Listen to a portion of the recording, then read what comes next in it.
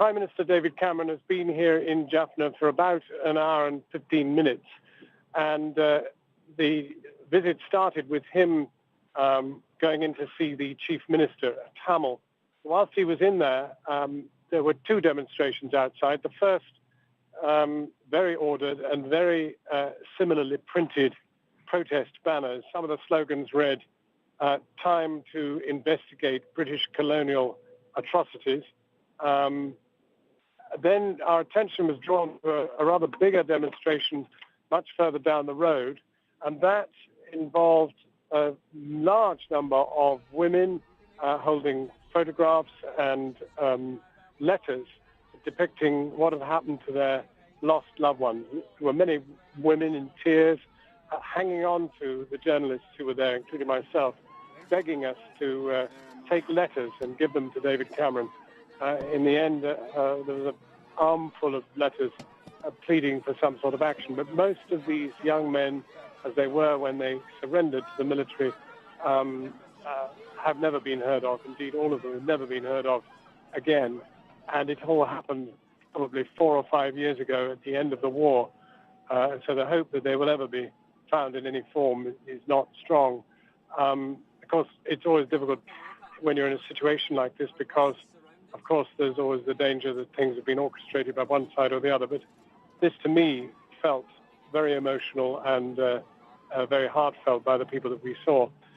Then, as Mr. Cameron was leaving, the crowd, by now much larger, maybe up to 300, broke through the police cordon and besieged the vehicles that were leaving the Chief Minister's residence. But all passed off pretty peacefully. I'm not quite sure what will happen after that.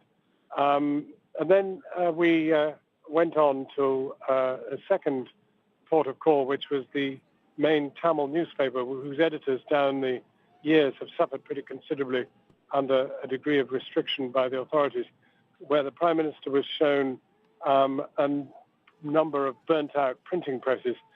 They've been destroyed as recently as April amid gunfire and the spreading of petroleum by people speaking in broken Tamil voices. David Cameron himself appears to be pretty concerned by what he's seen, but I don't think he was particularly surprised by it. I think we anticipated there would be a protest like this, and indeed the Chief Minister, as I say, at Tamil, has given him a list of issues that have arisen since the end of the Civil War, and issues like disappearances, the white vans picking people up and them never being seen again, and continuing allegations of rape and sexual assaults. He's taken these issues away, and I have no doubt he will do what he was doing last night.